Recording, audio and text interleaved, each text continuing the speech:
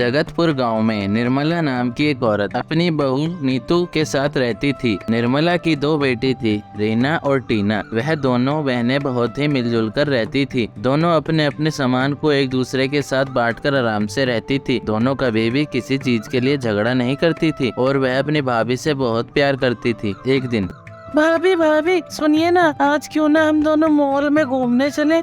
क्यों रीना, वहाँ पर क्या है? अरे भाभी, आप नहीं जानती, आज वहाँ पर साड़ी की सेल लगने वाली है और आज वहाँ बहुत ही सस्ते दाम पर और अच्छी अच्छी साड़ी मिलेंगी। आप अपने लिए भी साड़ी ले लेना और भाभी मुझे भी एक साड़ी दिलवा दीजिए ना। पर रीना, मुझे तुम्हारे भैया से पहले पूछना पड़ेगा क्योंकि वह मुझे आज पैसे देकर भी नहीं गए हैं ना। अरे भाभी, मैंने तो भैया से बात कर ली थी। वह बोल रहे थे कि वो आपकी अलमारी में उनका एटीएम कार्ड रखा है, हम दोनों उससे साड़ी खरीद लेंगे। यह सुनकर नीतू का मुंह बन जाता है और वह रीना के साथ जाने के लिए तैयार हो जाती है कि तभी वहाँ दूसरी ननद टीना भी आ जाती है और वह कहती है, अरे भाभी, ऐसे कैसे आप अकेले ही चले जाओगे? मुझे तो आप भूल ही गए। अरे मैं भी तो आपकी ननद हूँ, मेरे बारे में भी तो सोचिए ना, मैं भी तो लाऊंगी अपने लिए साड़ी। अब तो नीतू मन ही मन जल भुन जाती है और ना चाहते हुए भी अपनी दोनों ननद के साथ शॉपिंग पर चली जाती है। दोनों कैसे मेरे पति की कमाई लूटने में लगी रहती है। जब देखो भाभी भाभी यह चाहिए, भाभी वो चाहिए। अरे मेरा ही पति है, मिलता है क्या इन्हें पैसे उड़ाने के लिए? इनका कुछ करना पड़ेगा, अब बहुत हो गया है। ऐसे कहकर वह दोनों को लड़वाने का प्लान बना लेती है, जिसके बाद वह एक दिन मौका पाते ही दोनों की वह खरीदी हुई साड़ी को खराब कर देती है और छुपके से रीना की महंगी वाली मेकअप किट को टीना के बैग में छुपा देती है। जिसके बाद रीना अपनी मेकअप किट ढूंढ रही होती है। अरे भाभी, आपने मेरी मेकअप किट देखी है क्या? बहुत महंगी वाली किट थी, शायद मैंने टीना के पास देखी थी। रीना जब जाकर यह देखती है तो वह अपनी बड़ी बहन से लड़ने लगती है। उसके बाद वह नई साड़ी पहनकर तैयार होती है तो देखती है कि वह भी बहुत ज्यादा खराब कर दी है।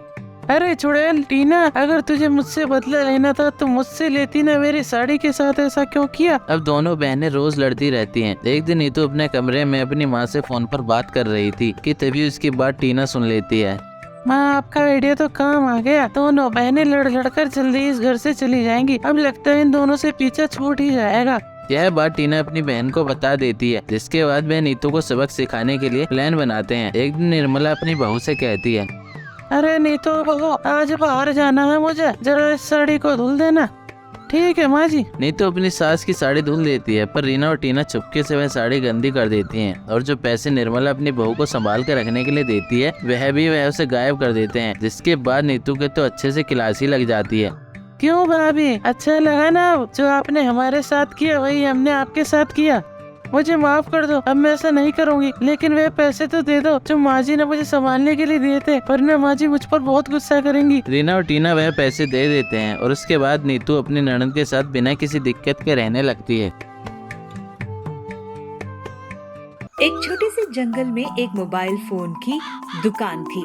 उसका मालिक कड़क सेठ बहुत ही कंजूस था।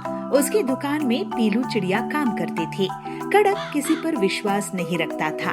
वो हर रोज दुकान बंद करने से पहले अपनी एक नौकरानी से पीलू की तलाशी करवाता था। पीलू कहती है, कड़क सेठ जी, मैं आपके यहाँ 3 साल से काम कर रही हूँ, आप मुझ पर आज भी भरोसा नहीं करते हैं? तो कड़क कहता है, देखो पीलू, काम काम होता है, इसमें बुरा मानने वाली कोई बात नहीं है।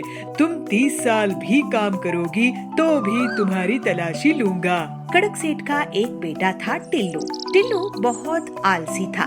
वो दिन भर खाना खाता था और सोता रहता था, कोई भी काम नहीं करता था। ऐसे ही पगार देने के दिन कड़क सेठ पीलू की तनख्वाह से 1000 रुपए काट लेता है। तो पीलू पूछती है, ये क्या सेठ जी, आपने मेरे पैसे क्यों काटे? तो कड़क कहता है, क्यों नहीं काटूं, आखिर एक फोन नहीं मिल रहा है। तो पीलू बोलती है, वो फोन आप अपने घर लेकर गए हैं अपने बेटे टिल्लू को देने के लिए, और आप रोज मेरी तलाशी लेते हैं। आप मुझे मेरे पैसे दीजिए, मैं मेहनत का मांग रही हूँ। आप ऐसे ही हर महीने मेरे तनख्वाह से पैसे काट लेते हो। तो कड़क बोलता है, मेरी दुकान है, मेरी मर्जी चलेगी। कुछ दिनों बाद टिल्लू दुकान में आता है। तब कड़क सेठ दुकान में नहीं रहता है और वो पीलू के पीछे से 1 लाख वाला फोन चुरा लेता है। जब कड़क पहुंचता है, अरे पीलू, मेरी दुकान से 1 लाख का फोन चोरी हो गया है। जरूर तुमने ही चुराई हो, पगार के बदले चोरी। तो पीलू बोलती है, मैंने कोई चोरी नहीं की है, आपका बेटा यहाँ आया था, उसी ने चुराया होगा। कड़क बोलता है, मेरे बेटे को चोर बोलती है तू? तुम्हारी इतनी हिम्मत? जाओ, जाकर फोन ले आओ, नहीं तो पुलिस के हवाले कर दूंगा। पीलू दुखी मन से दुकान के बाहर जाती है। वो एक पेड़ के नीचे बैठकर रोने लगती है। हे भगवान, अब मैं क्या करूंगी? मेरे पास पैसे नहीं है और अब तो नौकरी भी नहीं है। मैं आखिर करूं तो क्या करूं? मुझ गरीब पर बहुत बड़ी मुसीबत आ गई है। उसका रोना सुनकर पेड़ के पीछे से साधु आता है और उससे कहता है, बेटी क्या हुआ, क्यों इतनी दुखी हो? पीलू पूरी बात साधु को बताती है। साधु अपने कमंडल से मोबाइल निकाल कर देता है। तुम चिंता मत करो बेटी, ये लो फोन और तुम इसे जमीन में गाड़ देना और फिर देखना। पीलू साधु के कहे अनुसार वैसे ही करती है और 2 दिन में मोबाइल फोन का पेड़ उगाता है। उसमें से एक फोन उस 1 लाख वाले फोन जैसा ही होता है। पीलू उसे कड़क सेठ को वापस करने के लिए जाती है। तब वो देखती है कि कड़क सेठ माथे पर हाथ रखकर बैठा हुआ है और उसके बहुत सारे मोबाइल फोन नहीं है। क्या हुआ सेठ जी, आपकी दुकान खाली कैसे है? तो कड़क बोलता है, क्या बताऊं पीलू, सच कह रही थी तू, टिल्लू ही आलसी चोर है। मेरी दुकान से फोन और पैसे लेकर वो भाग गया है, मैं बर्बाद हो गया हूँ। फिर पीलू अपने मोबाइल के पेड़ से मोबाइल की दुकान चलाने लगती है। वो सस्ते दामों में मोबाइल बेचती थी जो गरीबों के बहुत काम आते थे। पीलू अब अपने खुद के काम में बहुत खुश रहने लगी।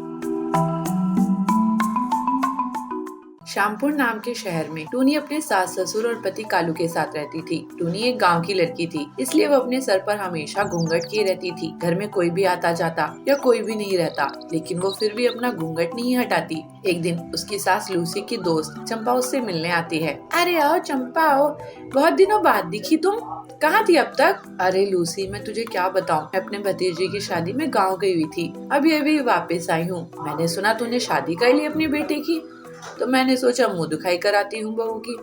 बुला तो अपनी बहू को। अरे टूनी बहू, पानी तो लाना जरा। टूनी एक गिलास पानी लेकर आती है और चंपा को देती है, लेकिन चंपा उसे देखती है और कहती है, अरे लूसी, तेरी बहू हमेशा घूंघट ही करे रहती है क्या? अरे टूनी बहू, ये तो मेरी सहेली है, इसके सामने तुझे घूंघट करने की कोई जरूरत नहीं है। माँ जी, हम इसलिए घूंघट नहीं करते हैं कि हमें किसी को अपना चेहरा दिखाना है या नहीं, बल्कि हम इसलिए घूंघट करते हैं क्योंकि हमारी माँ ने हमें ये संस्कार दिए हैं। उन्होंने हमसे कहा था कि अपने से बड़ों से हमेशा घूंघट करके रहना और कभी अपना घूंघट नहीं हटाना। वो बस हम तो वही कर रहे हैं। अच्छा बहू, तेरी माँ ने तुझे ये नहीं सिखाया कि बड़ों की बात भी मानते हैं? सिखाया है माँ जी, लेकिन हम अपना घूंघट नहीं हटाएंगे, मतलब नहीं हटाएंगे। तभी कालू भी आकर टूनी से कहता है, टूनी, आंटी खास तुमसे मिलने ही आई है, और अगर तुम ऐसे ही घूंघट में रही तो वो तुम्हें कैसे देख पाएंगी और तुमसे बात कैसे कर पाएंगी? अरे तो हम कहाँ इनको बात करने से रोके हैं, बात कर सकती हैं, लेकिन हम अपना घूंघट नहीं हटाने वाले। अरे लूसी, बहुत हो गया, तेरा क्या ऐसा क्या खास है तेरी बहू के चेहरे में जो वो किसी को दिखाने को तैयार ही नहीं है? शादी के बाद तो सभी बहुएं अपना चेहरा दिखा देती हैं, तेरी बहुओं में क्या हीरे मोती जड़े हैं? ऐसा कहकर गुस्से से चंपा वहाँ से चली जाती है और अब लूसी अपनी बहू को बहुत समझाती है कि वो अपना घूंघट हटा दे, लेकिन उसकी बहू टूनी किसी की नहीं सुनती। वो तो बस अपने घूंघट में हमेशा अपना चेहरा छिपाए रखती है। अब तो लूसी की पड़ोसन भी टूनी का मजाक बनाने लगी थी। वो टूनी को देखकर गाना गाती थी, घूंघट की आड़ से दिलबर का दीदार अधूरा रहता है, जब तक ना लगे आशिक की नजर, श्रृंगार अधूरा रहता है। लेकिन टूनी को इनसे कोई फर्क नहीं पड़ता था। ऐसे ही एक दिन जब वो रसोई में काम कर रही थी तो उसका पल्लू पीछे से जल जाता है और टूनी को पता नहीं चलता। लेकिन जब टूनी को पता चलता है तो उसका घूंघट काफी जल चुका था और वो उसे झपटते हुए बाहर आती है। उसका पति उसके घूंघट पर पानी डालता है और आग बुझ जाती है। और कर लो घूंघट, ये 4 इंच का, ये 4 फुट का तुम पता नहीं कितना घूंघट करके रहती हो। अगर ये ना करती तो पता चल जाता ना कि आग लग रही है पीछे, लेकिन नहीं, तुम्हें तो घूंघट में रहना है। हमारी माँ ने संस्कार दिए हैं, वो थोड़ी ना छोड़ोगी तुम। मुझे माफ कर दीजिए सोनू जी, मुझे पता चल गया है। अगर मैं घूंघट नहीं करे रहती तो मुझे पता चल जाता कि आग लग गई है, लेकिन घूंघट किए हुए था तो पता नहीं चला। अब से मैं कभी घूंघट नहीं करूंगी। उस दिन के बाद से टूनी ने घूंघट करना छोड़ दिया। घूंघट करना